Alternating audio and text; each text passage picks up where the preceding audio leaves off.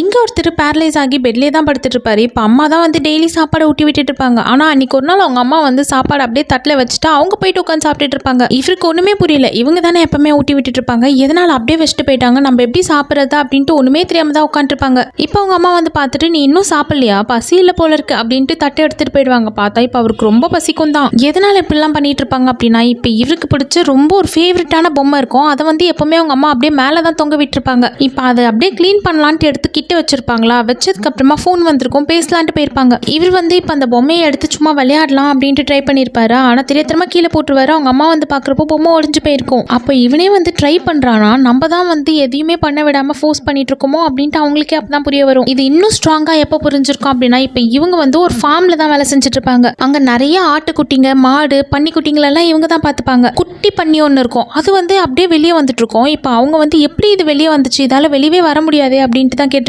அதுக்கு அந்த ஃபார்மில் இருக்கிறவர் சாப்பாடுக்காக வந்திருக்கோம், பசி இருந்தால் அதுவாக வெளியே வரப்போகுது, முயற்சி பண்ணி வரும் அப்படின்ட்டு சொல்லுவாங்க. இவங்க அம்மாக்கும் அந்த யோசனையே வந்திருக்கும். அப்போ பசி இருந்துச்சுன்னா எப்படியாச்சும் ட்ரை பண்ணிடுவாங்க போல இருக்கு அப்படின்ட்டு அதே மாதிரி சாப்பாடு கொண்டு வந்து வச்சுட்டு ஊட்டாமல் போயிடுவாங்க. எவ்வளோதான் நம்ம ட்ரீட்மெண்ட் கொடுத்தாலும் சரி, பேஷண்ட்டாக இருக்கிறவங்க தான் ட்ரை பண்ணணும். அதனால சும்மா நம்மளே வந்து எல்லாத்தையும் பண்ணி விட்டுட்டு இருக்கக்கூடாது, அவங்கள ட்ரை பண்ண வைக்கணும் அப்படின்றதுனால தான் சாப்பாடு அப்படியே வச்சுட்டு போயிடுவாங்க. 2 நாளாக இப்போ அவங்க பையன் சாப்பிடவே இல்லை. ரொம்ப கஷ்டமாக தான் இருக்குது, மனசை கல்லாக்கிக்கிட்டு தான் இந்த மாதிரிலாம் பண்ணுவாங்க. இப்போ பையனுக்கும் வந்து ரொம்ப கோவம் வருது தான். நம்மளால சாப்பிட முடியாதுன்னு தெரியும், வேணும்னே வச்சுட்டு நம்மள வந்து ஹர்ட் பண்ணுறாங்களே அப்படின்ட்டு வந்து பயங்கரமாக வருத்தப்படுவார். ஆனால் அவங்க அம்மாவுக்கு அது கஷ்டமாக இருந்தாலும் இப்போதைக்கு வந்து அது ஒரு பெரிய விஷயமா எடுத்துக்க மாட்டாங்க. அவங்களுக்கு தெரியும் நம்ம பையனோட நல்லதுக்காக தான் நம்ம பண்ணுறோம் அப்படின்ட்டு வந்து அப்படியே வச்சுட்டு போயிடுவாங்க. என்னதான் பையனோட கண்ணுக்கு அவங்க எதிரியாக தெரிஞ்சாலும் அதை பற்றி இப்போ கவலையே கிடையாது. அதே மாதிரி தான் சாப்பாட்டையும் வச்சுட்டு போயிருப்பாங்க. இப்போ ஃபோன்லாம் பேசிட்டு உள்ளே வந்து பார்த்தா அவங்க பையனே வந்து ஸ்பூனில் எடுத்து சாப்பிட்டுட்டு இருப்பாரு. பார்க்குறப்போ ஒரே சந்தோஷமாக இருக்குது. ஆனால் அவங்க பையனோட மனசுக்குள்ளே வந்து என்னை வந்து நீ சரியாகவே பார்த்துக்க மாட்டல அப்படின்ட்டு வெறுப்பு தான் இருக்குது. பையன்கிட்ட வெறுப்பை சம்பாதிச்சுக்கிட்டு